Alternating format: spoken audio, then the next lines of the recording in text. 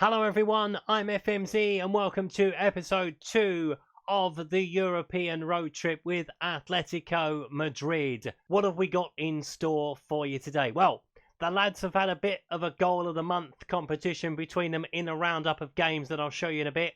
We've got the rest of the transfer window to discuss, as well as we've got some more incomings and some outgoings as well. We've also got a very interesting Champions League group to take a look at. Don't forget, if you enjoy this content, please leave a like on the video, subscribe to the channel if you haven't done so already. Don't forget to click that notification bell to know when a new video goes up on the channel. And also don't forget to leave me a comment if you've got anything to say. Without further ado, let's get to the transfers, shall we? Before we get to the incomings, let's take a look at the outgoings, shall we? So the two that have gone most recently, so Ruganai has left the club. He has joined AS Monaco for £9.5 million.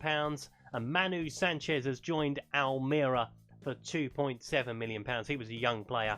They met his release fee. There was nothing I could do about it. Couldn't undo it. Couldn't stop it. I was a bit disappointed because I wanted to see how Sanchez got on, but £2.7 million in the kitty to spend on other players. Few loan signings have gone out as well, mostly youth team players for fees, some of them, one not going for a fee. Now we move on to the incomings. The infamous transfer blocker has returned. You can see the three players we've already introduced to you. Let's take a look at the other six. And we'll start with a player who will be fairly familiar to Norwich City fans, and that is Emi Buendia. He has joined us not from Norwich, but from Paris Saint-Germain on loan for the season. We needed another attacking midfield player. I was scouting around and I saw he was available from Paris Saint-Germain. He's not the only PSG player we have acquired in this window, incidentally. We'll see the other one later. But a good player all round, and again he has spent the season with a squad that has won trophies, much like John Stones has done with Manchester City. I wanted to get a few more winners into the group. Next man in the door is a player that's probably familiar to most football manager players, and that is Arkadozi Milek.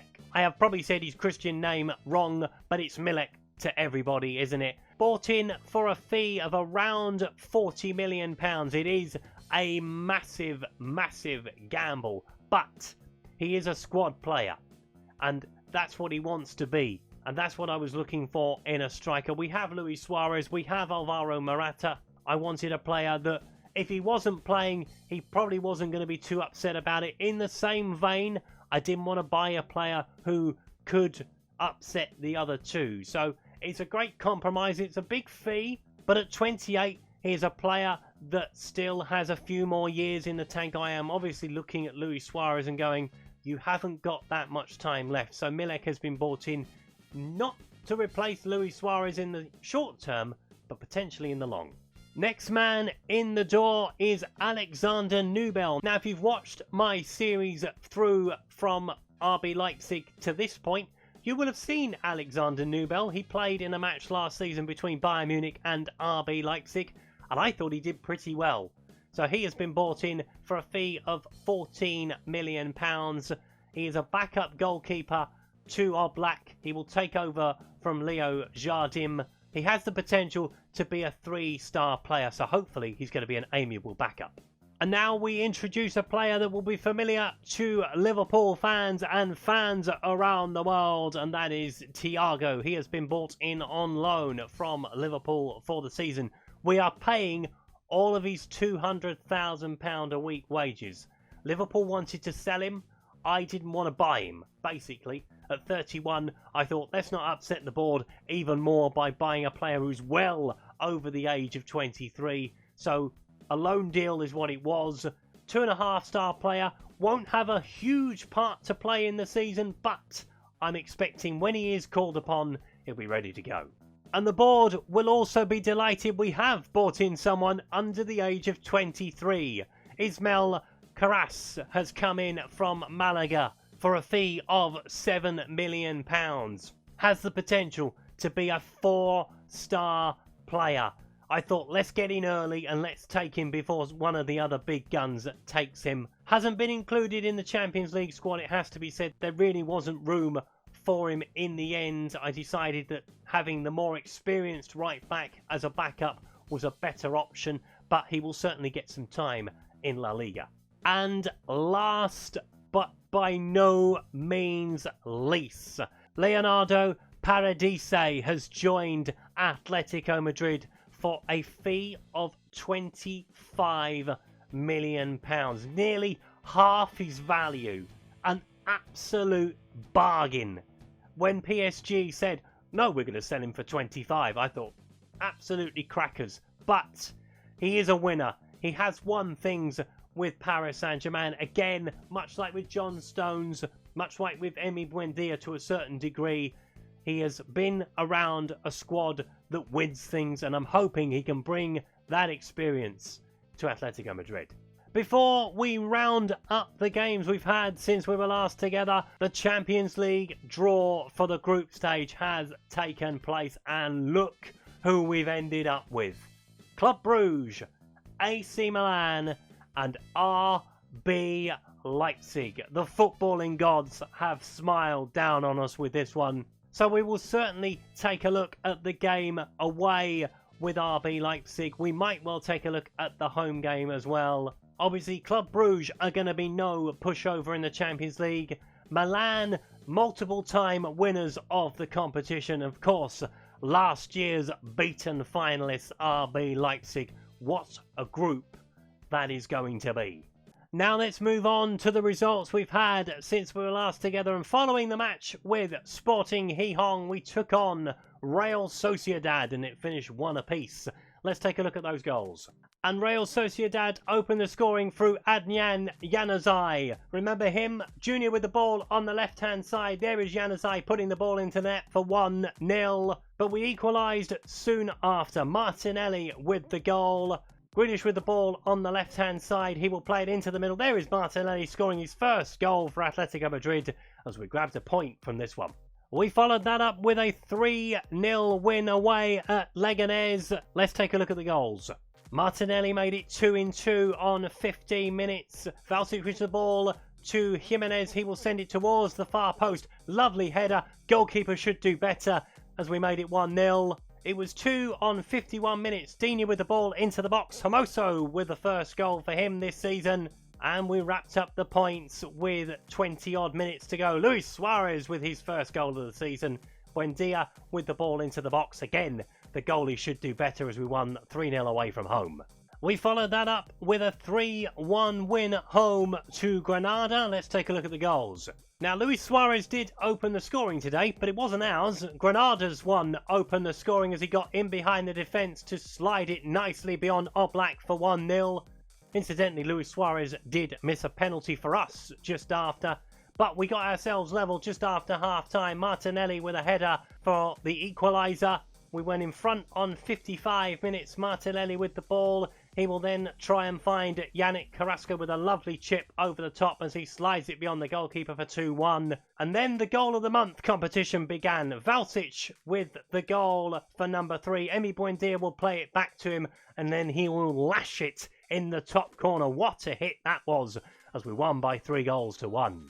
We then won by the same scoreline away at Osasuna. Let's take a look at the goals.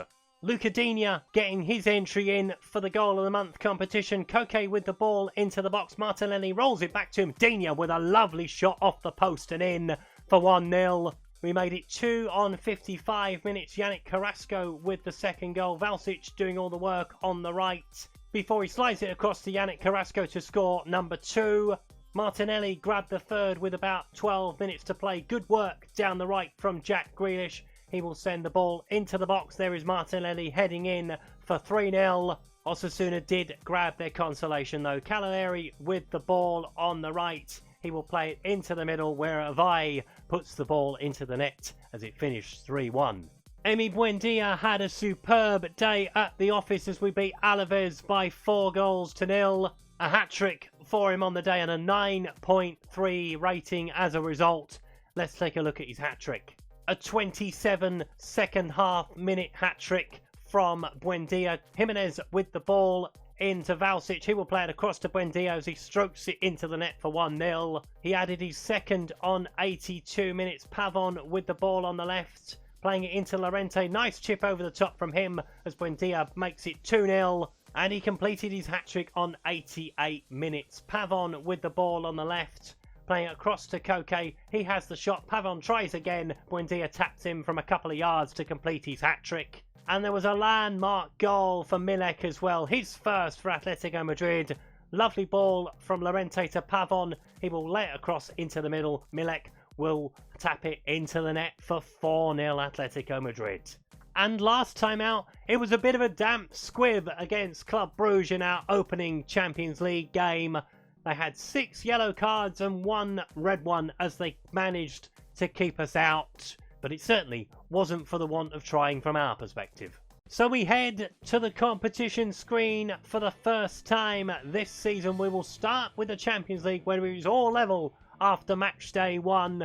RB Leipzig and Milan also drew 1 each in their game, so it's wide open at the moment. In La Liga, though, we are out in front. Unbeaten so far this season, 16 points from 6 games played. But the usual suspects are forming behind us. Barcelona and Real Madrid are right behind us on 15 apiece. Then come Valencia on 13, Real Sociedad and Espanyol on 12, Celta Vigo on 10, Sevilla on 9, Villarreal on 8, Elche also have 8. We're back to 20 clubs, of course, in La Liga. Down at the bottom, where we find Rayo Vallecano are bottom of the table on 1, Leganés have 4, as do Alaves, Osasuna, Granada, Athletic Bilbao and Getafe all on 5, Sporting Gijón have 6, Almeria have 7, as do Real Betis. So what we will do next time around is we will come back for a match with Valencia. At the moment, it's 1st against 4th, but I suspect that will have changed by the time we get there. But it is very early days in the La Liga season, so to be top of it at this stage is very good work from the lads. Just the 1 dropped point in La Liga against Real Sociedad, and not a bad start in the Champions League as well, given the result from the other match. But drawing RB Leipzig, I said it at the end of the last episode that we could have drawn them. The fact that we did was beautiful. So we will probably drop in on one of those games, I should imagine, in the group stage, as I either will welcome my old charges to Spain or will go to Germany to take them on in their own backyard. But it is Valencia next time around, so I hope you will join me for that one. If you've enjoyed this video, please leave a like. If you haven't subscribed to the channel but like to do so, please click the subscribe button down in the corner. Also, don't forget to leave me a comment if you've got anything to say. Also, don't forget, I'm a member of the Passion for FM team, and I'm also at the moment promoting Community FM. They are a great bunch of lads that promote all of the work that we all do on YouTube, on blogs, and on Twitch as well. Fantastic that they do that. Both Discord servers are in the description. I would love to see you in either of them. I've been FMZ. That was episode 2 of the road trip, and I will see you next time for Valencia. Until then, thanks for watching. Goodbye.